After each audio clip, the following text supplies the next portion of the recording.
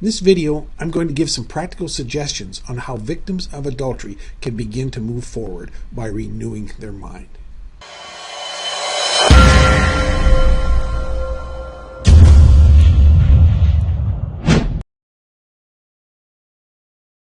All right, let's set the stage here.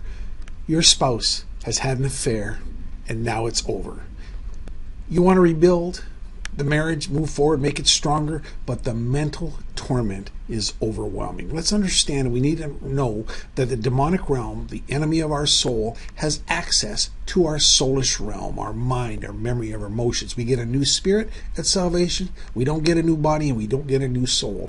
And we can have this demonic kingdom that's tormenting us and putting thoughts in our mind. And we need to be reminded of this. And this is for married couples, for really every person, that our struggle, it says in Ephesians, is not against flesh and blood, but we battle powers, principalities, spiritual forces of evil in the heavenly realm and in this dark world. So there is demonic attack and torment coming against you and your marriage. So we need to know that, and we need to fight it with spiritual weapons.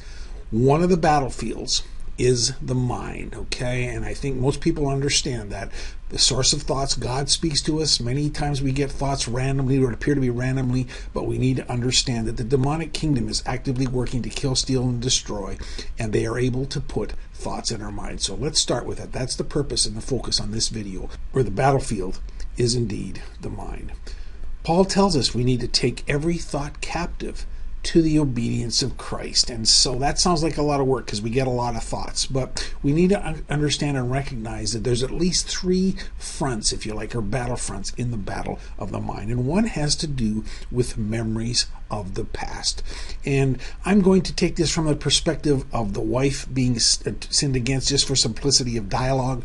Husbands commit adultery, wives commit adultery. I just want to keep it simple here. But one of the things that the enemy will do will cause us to look back at what has been done. The enemy is constantly reminding us of things and the wrongs of the past. And this kind of memories will generally tend to resurface during arguments, okay? That isn't the only place, but when you're arguing with your spouse, that's when these memories are going to tend to come back. The best advice, you've got to remember, hopefully as a believer, that you have forgiven your spouse, you are committed to moving forward, and you're not looking back, even as Paul says, forgetting what is behind and pressing ahead towards the goal.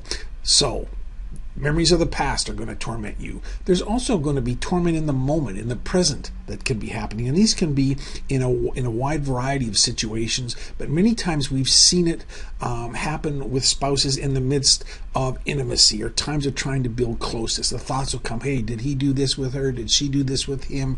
What sort of things did he do with her? And once again, times of intimacy, maybe physical intimacy, emotional intimacy, can stir up desire for more details than are helpful to have. There's part of us that wants to know exactly what happened. Now, don't get me wrong. I believe in full disclosure at the outset of a revelation of adultery, and there needs to be everything brought out on the table. But at some point, the offended party needs to say, okay, that's enough. I'm not going to go any further, because you see, the problem is too much information, especially in the realm of intimacy, gives the demonic kingdom more memories to stir up. So it really is a point of be careful what you ask, be careful of what you need to know, and some of the information is just not going to be helpful. So that's an important thing to know. The third realm has to do in the battlefield is fear for the future. Okay, we've talked about the past, the present, and the future. My partner, my spouse, is going to return to that person, or has returned to that person, projecting fear about what's going to happen in the future rather, as you move forward. And many times it happens when that person is not where we expect them to be, or they're late, or we're alone and just thinking about where they are. And the demonic kingdom can do that, you see. And so what's the cure for that? And I understand trust needs to be rebuilt, but if you've made a conscious decision to move forward and trust your spouse, then you need to take these thoughts captive.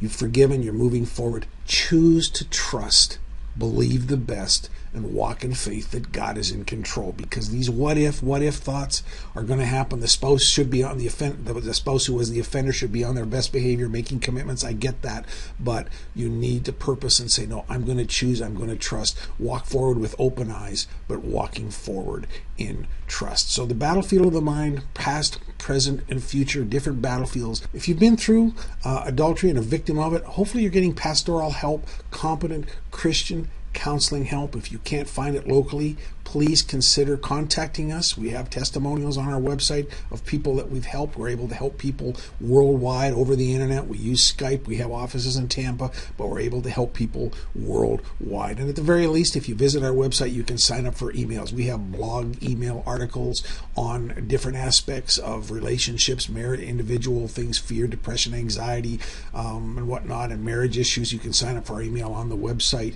We hope that you will get help somewhere. If you're not able to win the battle of the mind, please don't give the devil a victory. Learn how to wage the warfare there, because that really is where the battle begins, and that's where you have to gain the victory. Thank you for watching.